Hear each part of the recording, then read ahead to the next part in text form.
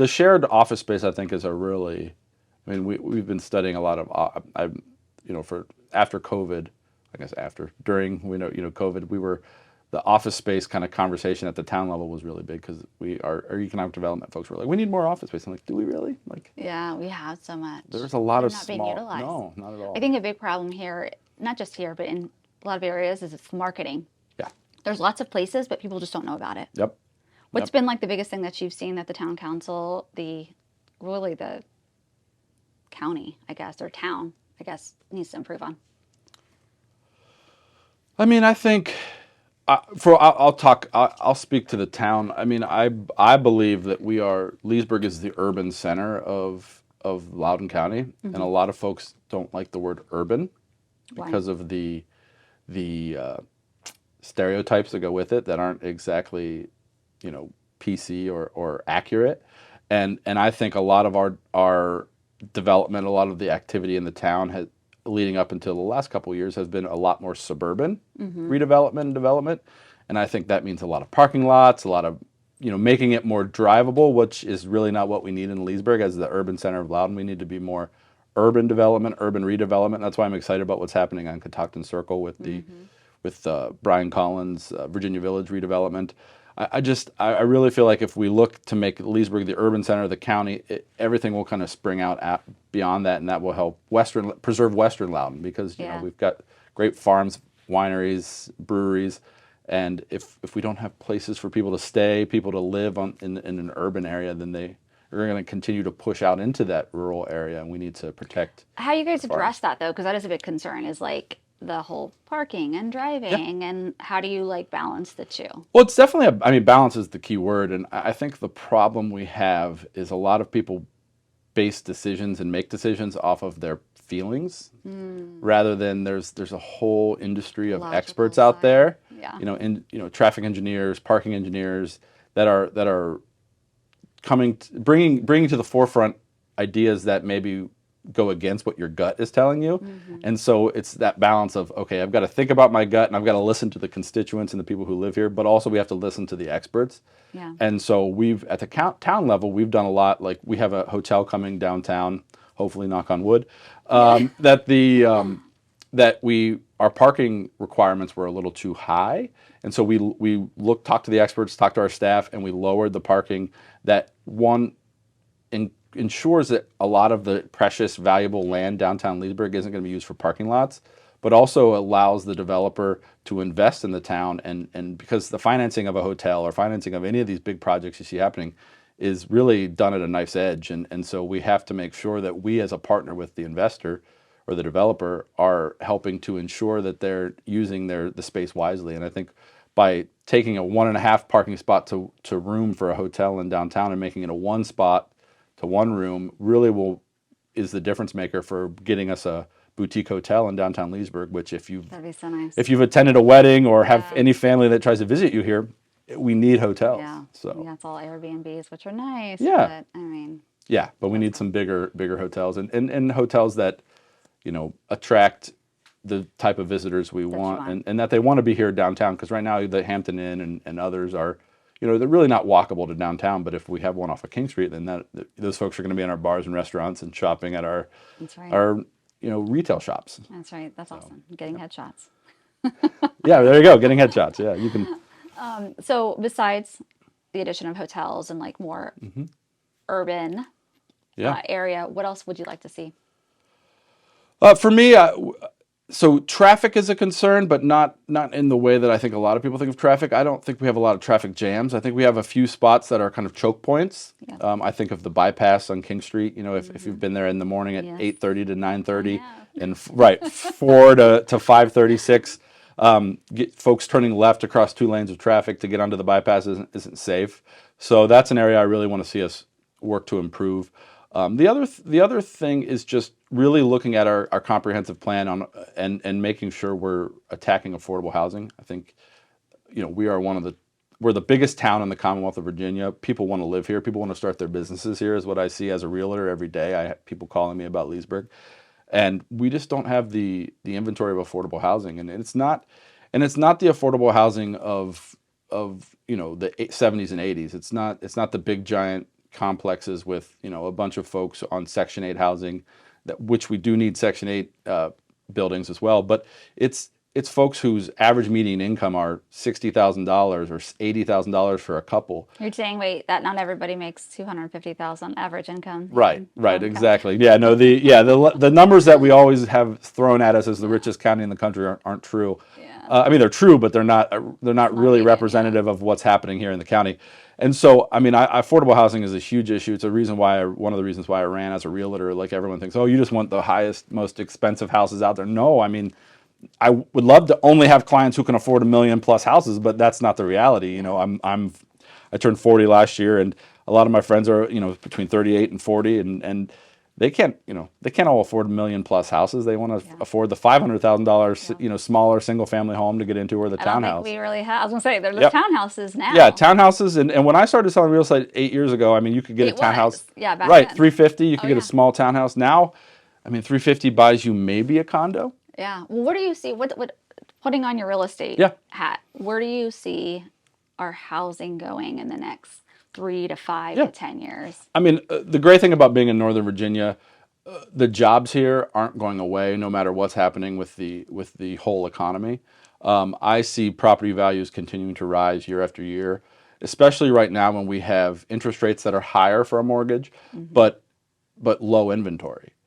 So you still have people moving. I mean, I get calls all the time of people wanting to be in Loudoun County or Northern Virginia in general, and it's still a steady stream of buyers. But when you have a 2.5, 2 3/4 interest rate on your home that you currently live in, leaving. Unless you have 3 kids and the fourth's on the way, or something happens where you're ready to downsize, you're not selling that house. Yeah. And so with that low inventory, it's just going to continue to push competition, and that means prices are going to go up. And unfortunately, that's going to put a lot of people out of the market at this point, and rents are going to go up as well. I know. And so we're in a tough spot. What's the solution with that? Like, because there's only so much you can build. Right.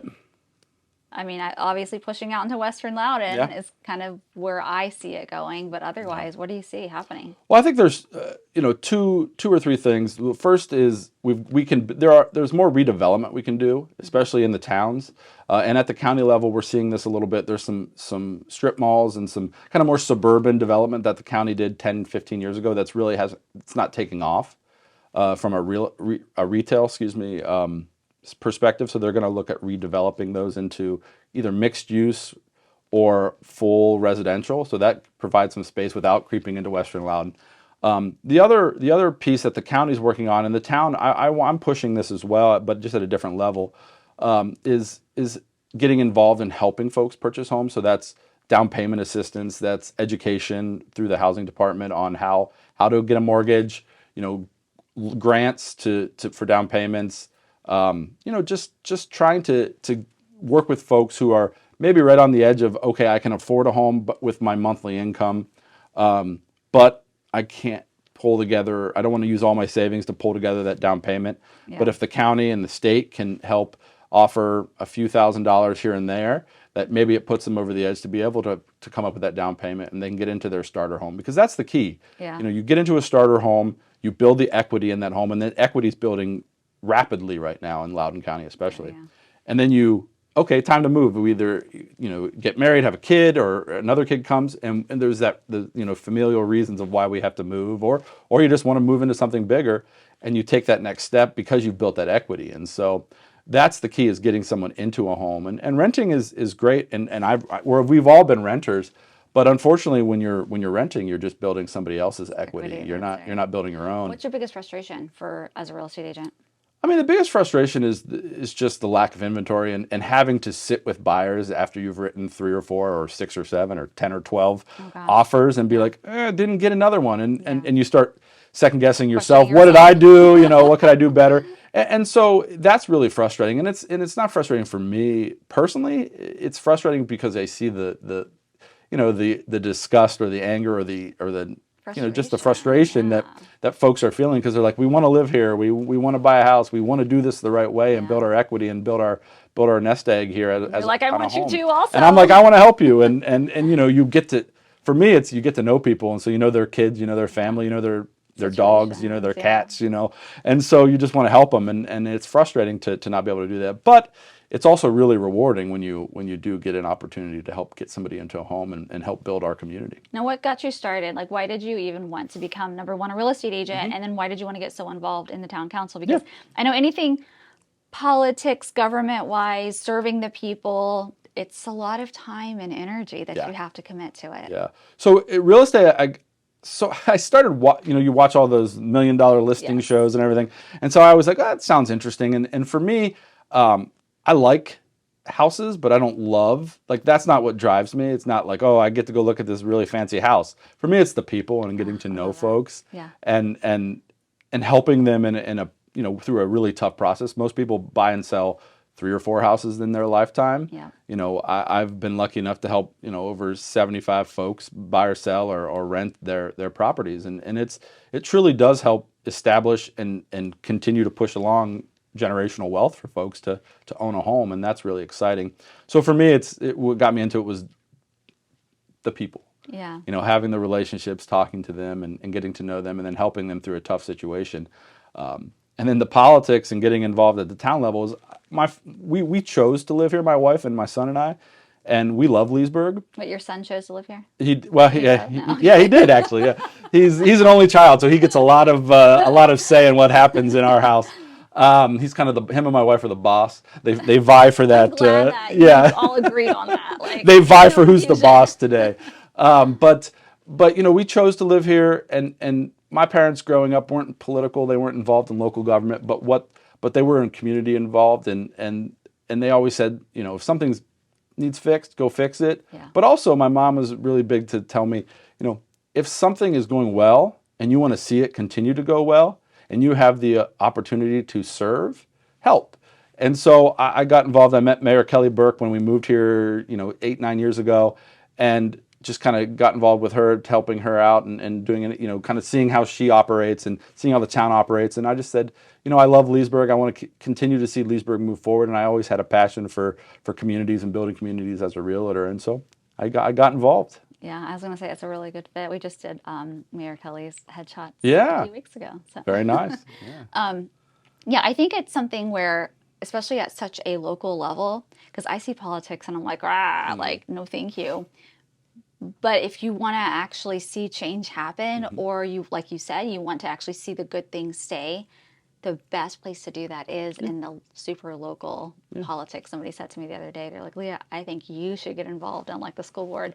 I was like, no, thank you. School board might, man, that's you gotta have a thick skin. Councils, we've got races next year, so you can throw your hat in the ring. No, and we're really lucky in Leesburg because our council, at least right now, operates really hand in glove. I mean, we all have different personalities, we all have different ideas, all have different kind of philosophies on government and local government, but we know how to disagree without being disagreeable, and I think that's incredibly important. I mean, we make each other better by throwing out ideas or suggestions, and then we kind of take a little bit of everybody, and that's collaborative work really is, I think, making Leesburg an even better place to live, work, and raise their family. Oh, yeah. So. Are there any regrets you have in your 15, 20 year long, well, you said you're 40, so what, did you start when you were 20? When No. did you start in real estate, by the way? I've been selling houses for September. At the end of September will be starting my 8th year. Okay. For the last 8 years then, do you have any regrets in how you went about things, or if you could change something up?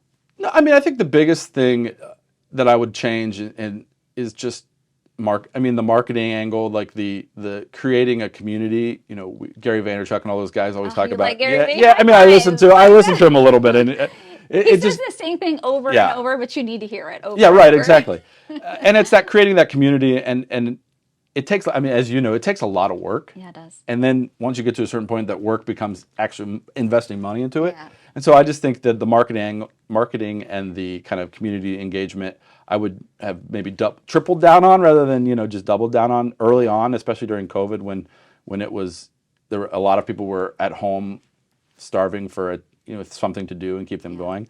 And so it's just trying to balance everything else in your life with continuing to build. How do you do that? How do you balance that, especially with you've got a younger son? I do. You've got a wife. You've got the town council. Mm-hmm. How do you manage that balance? Or how do you not feel like you're not giving your family as much. Yeah. You know what I mean? Like, Yeah, it's tough. I mean, I just try to, and not always well. Like just when I'm with my son Jackson or my wife or we're doing a family thing, I try to be present yeah. because you only he's 10, he'll be 11 in April. We probably got another year or two before he doesn't want to hang out with us Oh, anymore. don't say So that. right, I know, and so it's just trying to make sure that we're taking advantage of everything and just kind of focusing on that and making that a priority, and everything else doesn't, when you prioritize one thing, yes, everything else has to kind of go second and third, but it's only for a moment, and then you just have to, I would like to say that I'm great at time blocking and all those buzzwords that everybody talks about, but I'm not. So it's just, it's just drinking out of a fire hose some days, and other days it's just trying to stay focused, and then, every other day just focusing on the family and making sure I'm there to cook dinner and sit around the dinner table, play a Sure they board see your game. face. Yeah, play a board game or something. And it's, I'm lucky to have, my wife is incredibly willing to allow me to go do this extracurricular town council stuff. And, Yeah. I ran for state senate unsuccessfully this past year, and that was a lot. What'd you learn from that? I learned I learned that in politics, sometimes it's all about timing, and there's a lot out of your control to affect the outcome of elections. And no matter how good of a candidate or you think you are or people say you are, it doesn't always matter. And that, you win and you lose, and the real lesson is how, whether you get up and move on, or do you stay on the mat. And I'm hoping to get up and keep moving on, even though some days I think what a waste of time it was, but it wasn't. I met a lot of people. I had a lot of great experiences.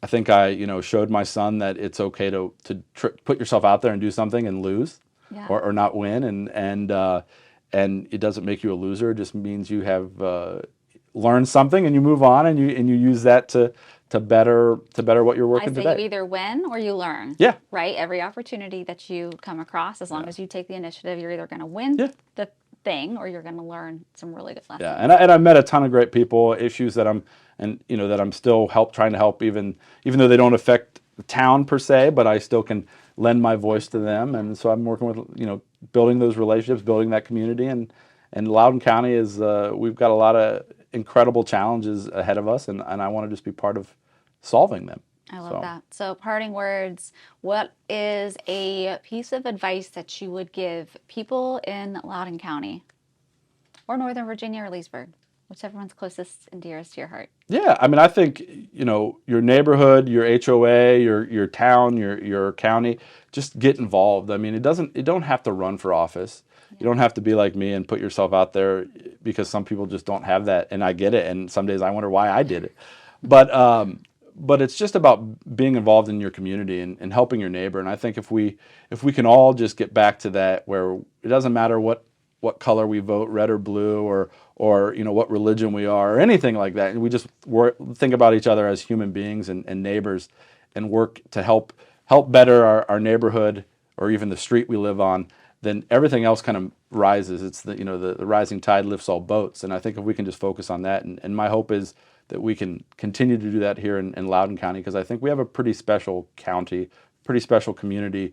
We have our wrinkles and our warts, but if we all just kind of work together for each other and work for each other, I think we can continue to be a great place to live, and a great place to raise our families, or start our businesses, or whatever you're put here on this earth to do, you can do it here in Loudoun County.